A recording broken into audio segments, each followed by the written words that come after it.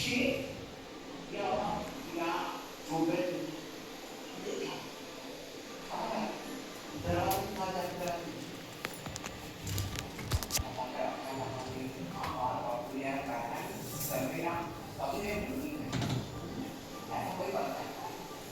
हाय सर्वांना, स्वागत आहे आपल्या युट्यूब चॅनलवरती. चॅनलचं नाव आहे सासरची माणसं. तर कसे आज सर्वजण मस्त आहात ना? मी पण मस्त आहे. तर माझ्या चॅनलवरचे जे आहे सध्या पिंपल्स वगैरे सर्व क्लिअर झालेले तरी आहेत थोडेसे टायर्ड. तर मस्तपैकी आता स्वयंपाक करायची तयारी चाललेली आहे. फ्रेश वगैरे झाले आताच. आणि तुम्हाला सांगते 24 तास पाणी येतं ना. आपण म्हणतो की 24 तास पाणी, दिवसभर पाणी, सगळं सगळं सगळं, आणि ऐन वेळेस असं धोका देतं का नाही पाणी, पाणीच येत नाही. तर असं अचानक काल दुपारी पाणी गेलं, पण संध्याकाळी आलं, बरं झालं. पण आता काही पाणी नाहीये. तर असो, आपण कुणावर भरोसा नाही ठेवला पाहिजे, एवढं मला कळतंय. पाणी असो, माणसं असो, काय असो, तसंच ते आपण आपल्याला वाटतं ते आपल्याला नाही का आहे, ते आपल्यासोबत आहे, आपल्यासोबत आहे, ते आपल्यासोबत. पण तसं काही नसतं, ते अचानक आपल्याला धोका देतं हे आपल्याला कळत पण नाही. तर चालू असंच असू द्या. तर कधी येईल पाणी माहीत नाही. आता उन्हाळा चालू झालाय आणि उन्हाळा चालू झाला म्हटलं पाण्याचा प्रॉब्लेम येतोच. तर जाऊ द्या, असो. आता आपल्याला इथं थोड्या दिवसात राहायचंय. त्याचं पण आता खूप म्हणजे एवढं टेन्शन आहे. मग तुम्हाला सांगते, मला खरं सांगते तर एवढं टेन्शन आहे. 4 महिन्यापासून मला टेन्शन आहे. एवढं प्रचंड टेन्शन आहे 4 महिन्यापासून. 4 महिन्यापासून मी झेलत आलेली आहे, तुम्हाला खरं सांगते. ते म्हणजे एक प्रकारे बाई माणसालाच कळतं घरात काय लागतं, काय नाही, कुठं संपतं, काय संपतं. घर चालवायचं असतं महिनाभर. तर 4 महिने झालं तुम्हाला सांगते. आणि तुम्हाला सांगते आता मला निगेटिव्ह म्हणजे निगेटिव्हच होतं एक प्रकारे बोलणं. पण हे सांगणं खूप गरजेचं आहे. म्हणजे तुम्हाला सांगते, यांचं जसं आपण घर घेतलं तर म्हणजे घर घेतले, हप्ते चालू झाले, सर्व चालू झाले, पण ह्या घराचा पण भाड जाते, प्लस हप्ता जातोय. आणि तुम्हाला सांगते काय होते, तुम्हाला सांगते काय झालं नेमकं प्रॉब्लेम. 4 महिन्यापासून आपण घर घेतलं, देव पण कधी कधी आपली एवढी परीक्षा बघतो, एवढी परीक्षा बघतो, एवढ्या अडचणीत टाकतो. खरंच ही देवाची काय म्हणावं, मला लीला म्हणावं का काय. नंतर म्हणजे मला ना, तरी मी 4 महिने कसं तरी सहन केलं. तुम्हाला सांगते, यांचा म्हणजे एवढं घर घेतलं, 4 महिने त्यांचा पगारच कमी यायला लागला.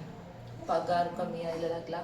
कधी एक दिवशी त्यांना किती पहिल्या हप्त्यात त्यांना 19,000 पगार आला. आणि नंतर डायरेक्ट त्याच्यात पुढच्या महिन्यात 8,000 पगार आला. फक्त 8,000 पगार आला, फक्त 8,000. हे मी कुणालाच नव्हतं सांगितलं, फक्त. आणि घरी पण नव्हतं सांगितलं, नाही का, एवढे त्यांचे पगार कमी आला. पण एवढं सहन केलं, कारण कसं घराचा हप्ता म्हणजे चालू झाला आणि त्यात असं सिच्युएशन व्हायला लागली. म्हणजे काय करावं काय सुचलं नाही खरंच. म्हणजे लय अवघड झालं. आज पण अवघडच चालू आहे. चांगले दिवस यायचं म्हटलं, देव ह्या पहिल्या अडचणीत टाकतो का माहीत नाही. 4 महिने झाले पेमेंट कमी, हप्ता घराचा प्लस भाडं एवढं. आणि त्याच्या मागच्या महिन्यात पण पगार अक्षरशः कमी आलता. तर तुम्हाला सांगून काय, म्हणजे तुम्ही म्हणता कशाला सांगते म्हणजे, पण मी सांगते किती माणसाला म्हणजे आपण चांगल्यासाठी करतो आणि नंतर मग असं कमी कमी यायला लागलं, टेन्शन येतं का नाही, माणूस एक प्रकारे डिप्रेशनमध्ये जातो. प्लीज माझा पगार वेळेवर नाही, कारण मी यूट्यूबवरती व्हिडिओ पोस्ट करत नाही, त्याच्यामुळे माझा पगार पण म्हणजे येतच नाही. मी व्हिडिओच नाही पोस्ट केले म्हटलं, माझा पगार तरी कुठून येणार, बरोबर आहे का नाही. जर मी व्हिडिओ रोजच्या रोज पोस्ट केले तर माझा पगार येईल, नाही तर मी व्हिडिओ पोस्ट केले नाही तर मला कुणी फुकट यूट्यूब पेमेंट देणार नाही. आणि एवढं तरी माझे 2-4 महिने झाले मी रेग्युलर व्हिडिओ पोस्ट करत नाही. आता कुठं 2-4 दिवस झाले व्हिडिओ पोस्ट करायला लागले. आणि लगेच पण ह्या व्ह्यूवर पण असं लगेच नाही होऊ शकत. आणि मग या महिन्यात पण आणि मागच्या महिन्यात पण त्यांना पगार कमी आला. आता ह्या महिन्यात कसा येतो माहीत नाही आपल्याला, कारण एवढं टेन्शनमध्ये जातं खरंच. पण प्रत्येक क्षणी देव असतो, देव पाठीमागा असतो आणि त्या आपल्याला त्या म्हणजे ज्या अडचणीतून आहे तो मार्ग देत असतो. तर कसे तरी ते 4 महिने निघून गेले.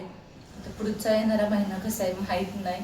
तर जाऊ द्या. मला काय वाटतं, आपण घराचा हप्ता घेतला म्हणजे वेळेवर पगार आला तर बरं वाटतं की नाही.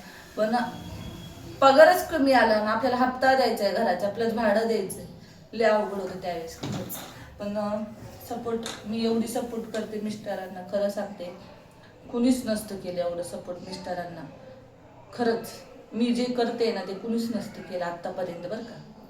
4 महिने पगार कमी, सगळं कमी, हप्ता जातोय, भाडं जातोय, प्लस पुरीची शाळेची फी अजून भरायची.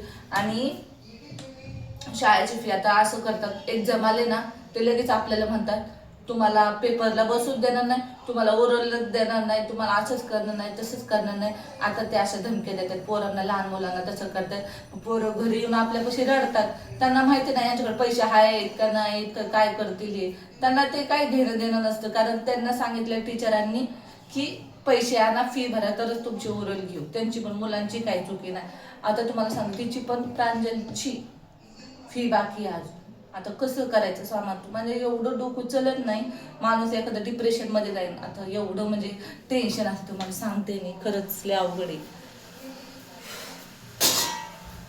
नाही सगळं व्यवस्थित असलं तर बरं वाटतं, नाही तर खरंच मी एवढी साथ देते, खरं एवढे म्हणजे यांना एवढी साथ देते, सपोर्ट करते, पण त्यांचा मला झिरो सपोर्ट असतो. कधी कधी झिरो, मला ना झिरो. तरीच ते असे कधी कधी वागत आहे. तुम्हीच सांगा आता काय करू मी. आता तरी माणसाने किती चांगलं वागलं ना, काय होतं,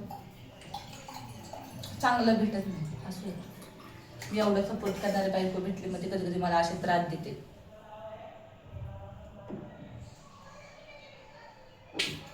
मला जी गोष्ट आवडत नाही ना तीच गोष्ट करायची, आणि मला कसं त्रास होईल हा विचार करायचा, असं आहे. तर जाऊ द्या, मी लय गप्पा मारले आज. 2-4 दिवस झाले व्हिडिओ नाही पोस्ट केले, रूमकडे गेलतो. असो, तर काल मस्तपैकी कढी केली बरं का माझ्या आवडीची. कालचा भात बघा असंच राहिला, जेवत नाही. काल त्यांना जेवण होतं, आता भात राहिला. रिटायरमेंटचं कोणाचं तरी जेवण होतं, तर ते जेवली, असं झालं. पण हे वाया अन्न जाते, प्लस अन्न वाया नाही जाऊ देऊ वाटत. 2-4 दिवस झाले तसेच वाया जाते. मी आता मस्तपैकी नाश्त्याला कढी भात खाणार आहे. मला कढी भात खूप आवडतो बरं का. त्याला व्हिडिओ कंटिन्यू करा. आवडते पटपट नाश्ता वगैरे करते. भेटूया आपण 2-4 मिनिटांनी भेटू. आवडते पटपट.